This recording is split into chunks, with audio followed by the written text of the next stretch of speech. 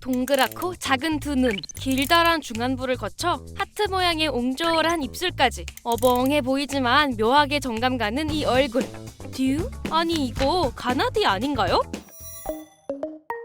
유난히 귀여운 백제시대 유물이라며 국가유산 채널 SNS에 올라온 한 게시물. 요즘 가장 핫한 캐릭터 가나디랑 똑 닮은 모습인데요. 사람들 반응은 폭발적이었습니다. 주상님 귀여워. 콧구녕이 왜 있지? 와 쟤도 롱안부잖아. 반응 폭발한 이 유물. 실물을 확인하러 하계사님 안내 따라 은밀하게 수장구를 향했는데요. 실제로 보니 가나디 얼굴 그대로 빼다 박았는데 구멍이 뚫려 있어 향로 같은 건지 아니면 그냥 토기인지 정체가 더 궁금해지는데요. 네, 이 토기는 기대라고 불리고 있고요. 말 그대로 그릇 받침대를 의미합니다. 이 형태적으로 살펴보면 크기가 크고 높이가 있기 때문에 만들었을 때도 정성이 많이 들어갔을 것이라고 생각하고 있고요. 단순히 일상생활 용기라기보다는 제사와 같은 의례 행사에 쓰였다고 보는 것이 일반적입니다.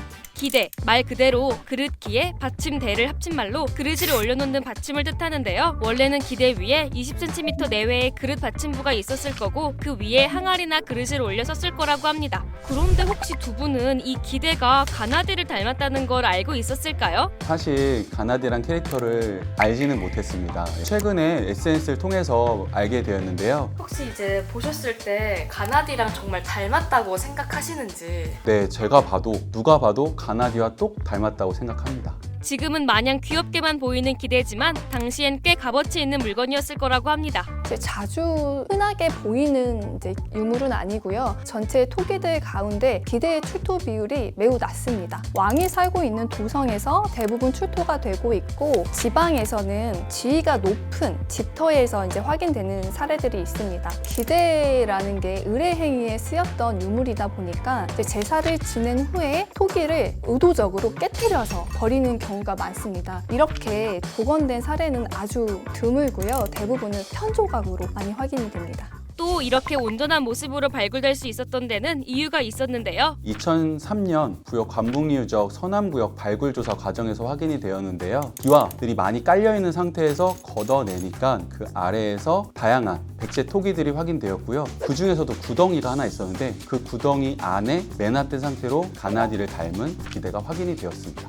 당시 함께 나온 다른 유물들을 보면 대부분은 이렇게 조각만 남아 온전한 모습으로 발견된 게 거의 없었는데요. 다행히 기대는 구덩이 안에 묻힌 채 발견돼 지금처럼 완전한 모습을 볼 수 있던 겁니다. 이 기대가 유난히 귀엽게 보이는 이유, 아무래도 눈처럼 보이는 두 개의 구멍, 그리고 하트 모양 구멍 때문인데요. 이렇게 원형으로 뚫린 부분은 투공, 이 아래 칼로 도려낸 부분은 투창이라고 저희가 부르고 있습니다. 기대가 가장 이르게 확인된 시기인 백제 한성 도읍기의 출토품 을 보면 보통 형태가 동그라미, 세모, 네모 형태가 기본적으로 보이고요. 웅진기에서 사비기에 이르면서는 이 아래처럼 보이는 그 하트 모양이 거꾸로 된 형태가 유행하기도 합니다. 이런 구멍들이 뚫려 있는 데는 여러 이유가 있었다고 하는데요. 토기를 가마에 구울 때 기벽이 터지지 않게 하려고 뚫었다는 얘기도 있고 장식용으로 새겼다는 해석도 있습니다. 당시 백제의 토기 제작 기술이 우리가 생각하는 것보다 훨씬 뛰어났다고 하거든요. 백제 토기는 생활용품이란 성격도 있지만 이런 멋스러움을 가진 예술작품이라는 성격도 함께 가지고 있는 특징이 있습니다. 백제 문화를 지칭하는 말이 있습니다.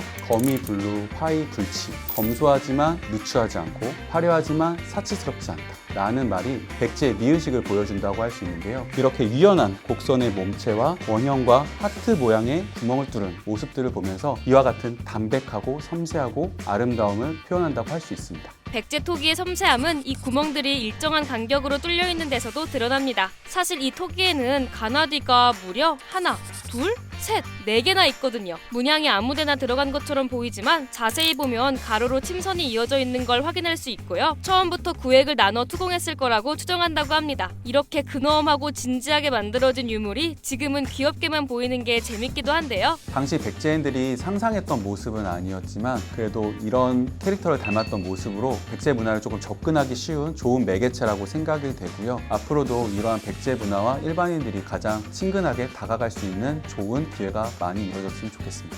그저 귀엽기만 했던 가낫, 아니 기대. 아쉽게도 이 기대는 전시 계획이 없다고 해서요. 당분간은 크랩 영상으로 대리만족하셔야 할 것 같은데요. 혹시 이 밖에도 귀엽게 보였거나 생김새가 특이해 궁금했던 유물 있나요? 댓글로 남겨주시면 크랩이 재밌는 이야기와 함께 또 담아오겠습니다.